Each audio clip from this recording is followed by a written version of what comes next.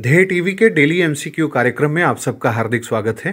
इस कार्यक्रम में हम आईएएस, पीसीएस और अन्य प्रतियोगी परीक्षाओं के बहुविकल्पीय प्रश्नों पर चर्चा करते हैं। तो आइए शुरू करते हैं आज का पहला सवाल। हाल ही में भारत की मिलक नदी में कैटफिश की एक नई प्रजाति पाई गई है। यह नदी भारत के किस राज्य में स्थित है? आपके ऑप्शंस हैं ए त्रिपुरा, बी नागालैंड, सी अरुणाचल प्रदेश या फिर डी मणिपुर। इसका उत्तर है बी यानी नागालैंड। हाल ही में भारत के पूर्वोत्तर में नागालैंड के मिलक नदी में कैटफिश की एक नई प्रजाति पाई गई है और यह एक ड्वार्फ कैटफिश है यानी कद में छोटी है। इसे स्यूडोलागुविया वेस्पा नाम से जाना गया है और इसकी खोज नागालैंड के मोकोचुंग जिले में हुई है। अभी तक इसकी 23 प्रजातियां ही ज्ञात थीं। अब नागालैंड में पहली बार इसकी उपस्थिति की सूचना मिलने से कुल 24 प्रजातियां हो गई हैं। यह नेपाल, बांग्लादेश, भारत और म्यांमार में पाई जाती है। यह गंगा, ब्रह्मपुत्र और इरावदी नदी की धाराओं में पाई जाती है। अब बात करते हैं दूसरे सवाल की। सार्क के संदर्भ में निम्नलिखित में से कौन सा कथन असत्य है? ए, सार्क का गठन वर्ष 1985 में हुआ था। बी, यूरोपियन कमीशन इसका पर्यवेक्षक सदस्य है। सी, सार्क के कल्चरल कैपिटल घोषित करने की शुरुआत 2015 में हुई थी। या फिर डी, सार्क का सचिवालय काठमांडू में स्थित है। इसका उत्तर है बी। व्याख्या देखते हैं। सार्क संगठन इस समय सुर्खियों में है। पाकिस्तान ने इस्लामाबाद में होने वाले सार्क शिखर सम्मेलन, जो कि 19वां सार्क शिखर सम्मेलन है, उसके लिए भारत को हाल ही में फिर से न्योता भेजा है। इस समिट में भारत को शामिल करवाने के लिए पाकिस्तान काफ़ी बेचैन है। पाकिस्तानी विदेश मंत्री और उसके साथ साथ पाकिस्तानी प्रधानमंत्री ने ऑफर दिया है कि भारत अगर फिजिकली नहीं आ सकता तो वह वर्चुअली इस समिट में शामिल हो सकता है। पिछले साल सितंबर में तालिबान को शामिल करवाने की पाकिस्तान की जिद के कारण इस बैठक को रद्द कर दिया गया था। सार्क दक्षिण एशिया में क्षेत्रीय सहयोग सुनिश्चित करने के लिए 8 दिसंबर 1985 को गठित एक क्षेत्रीय संगठन है। यूरोपीय संघ यानी यूरोपियन यूनियन इसका ऑब्जर्वर मेंबर है, न कि यूरोपीय आयोग। इसके अन्य ऑब्जर्वर मेंबर्स में शामिल हैं ऑस्ट्रेलिया, चीन, Iran, Japan, Republic of Korea, Mauritius, Myanmar और संयुक्त राज्य अमेरिका। पहली बार सार्क की सांस्कृतिक राजधानी अफगानिस्तान के बामियान को 2015 में घोषित किया गया था। उसके बाद बांग्लादेश के मेहसानगढ़, फिर भूटान की राजधानी थिम्पू और फिर भारत को इसकी सांस्कृतिक राजधानी घोषित किया गया था। अब बात करते हैं तीसरे सवाल की। हाल ही में केंद्रीय आयुष मंत्री द्वारा निम्नलिखित में से किस स्थान पर हार्टफुलनेस इंटरनेशनल योग अकादमी की आधारशिला रखी गई है? ऑप्शंस हैं ए अहमदाबाद, बी हैदराबाद, सी नई दिल्ली या फिर डी लखनऊ। इसका उत्तर है बी। व्याख्या देखते हैं। केंद्रीय आयुष मंत्री सर्बानंद सोनोवाल द्वारा 3 जनवरी 2021 को हैदराबाद में हार्टफुलनेस इंटरनेशनल योग एकेडमी की आधारशिला रखी गई है। यह अकादमी योग प्रशिक्षण में नए मानदंड स्थापित करेगी। हार्टफुलनेस इंटरनेशनल योग एकेडमी में ऐसे योग कक्ष हैं जिसमें से प्रत्येक कक्ष में योग की शिक्षा प्राप्त कर रहे 100 छात्र आ सकते हैं। यहाँ आपको बता दें कि इस समय भारत की विदेश नीति में योगा डिप्लोमेसी भी चल रहा है और दुनिया भर के कई महत्वपूर्ण भारत के जो दूतावास हैं वहाँ पर योगा की प्रैक्टिस को ज़्यादा से ज़्यादा पॉपुलराइज कराने की कोशिश भारत के जो डिप्लोमेट्स हैं वो कर रहे हैं।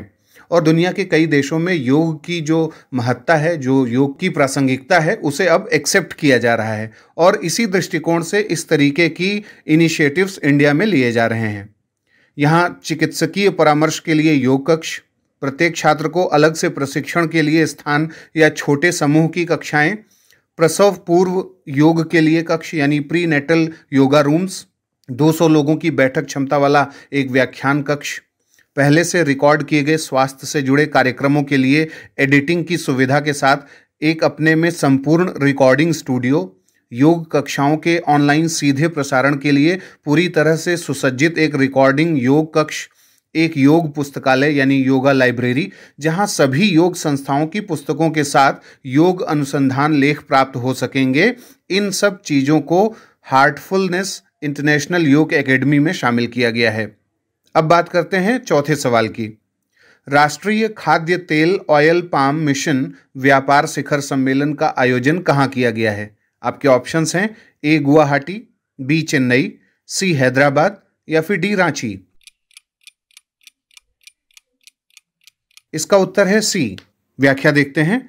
आत्मनिर्भर भारत विजन को ध्यान में रखते हुए पूर्वोत्तर राज्यों के अलावा अन्य राज्यों के लिए भी राष्ट्रीय खाद्य तेल ऑयल पाम मिशन व्यापार शिखर सम्मेलन का आयोजन हाल ही में हैदराबाद में केंद्रीय कृषि और किसान कल्याण मंत्री की अध्यक्षता में किया गया था। यह मिशन का ऐसा दूसरा शिखर सम्मेलन है। पहला सम्मेलन 5 अक्टूबर 2021 को ही पूर्वोत्तर राज्यों के लिए गुवाहाटी में आयोजित किया गया था। ऑयल पाम मिशन खाद्य तेलों की आयात निर्भरता कम करेगा और खाद्य तेल में देश को आत्मनिर्भर बनाएगा। यह योजना देश में ऑयल पाम के बागान के तहत अतिरिक्त 6.5 लाख हेक्टेयर लगाएगी। परिणाम स्वरूप ऑयल पाम का क्षेत्रफल बढ़कर वर्ष 2025-26 तक 10 लाख हेक्टेयर और 2029-30 तक 16.71 लाख हेक्टेयर हो जाएगा। क्रूड पाम ऑयल उत्पादन 2025-26 में 11.20 लाख टन और 2029-30 में 28.11 लाख टन तक बढ़ने की उम्मीद व्यक्त की गई है।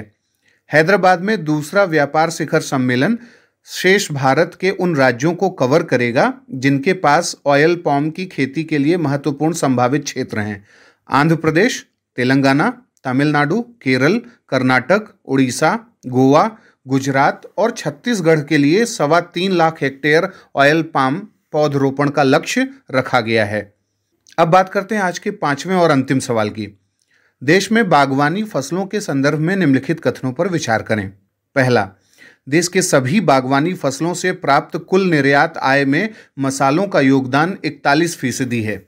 दूसरा, वहीं यह कृषि कमोडिटीज में केवल समुद्री उत्पादों, गैर बासमती चावल और बासमती चावल से पीछे चौथे स्थान पर है। उपरोक्त में से कौन से कथन सत्य हैं? ए केवल 1, बी केवल 2, सी 1 और 2 दोनों, या फिर डी न तो 1 न ही 2।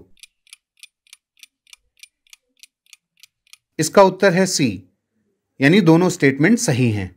हाल ही में केंद्रीय कृषि और किसान कल्याण मंत्री द्वारा मसाला सांख्यिकी यानी जो स्पाइस स्टैटिस्टिक्स है उससे रिलेटेड एक पुस्तक का विमोचन किया गया है।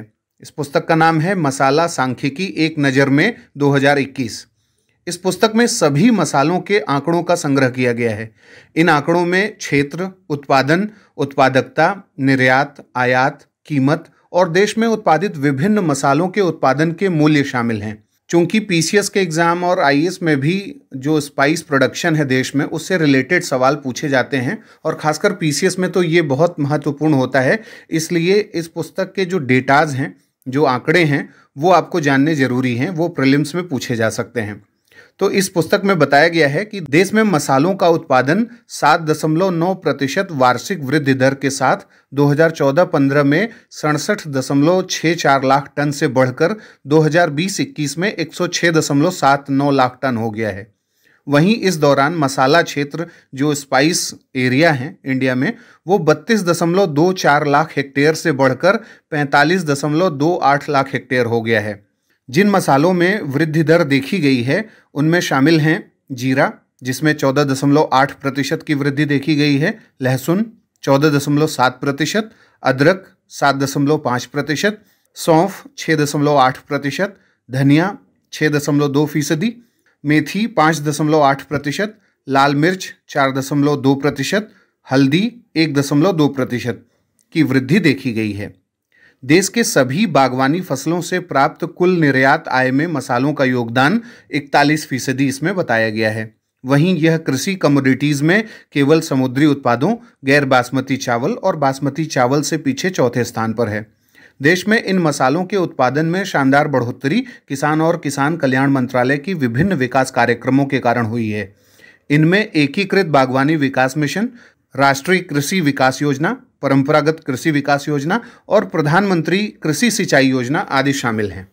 तो ये था आज का हमारा डेली एमसीक्यू कार्यक्रम। आपके 5 में से कितने सवाल सही हुए, कितने गलत हुए, ये आप हमें कमेंट बॉक्स में बताएं। अगले कार्यक्रम के साथ जल्द ही हाजिर होंगे। इजाज़त दीजिए, नमस्कार।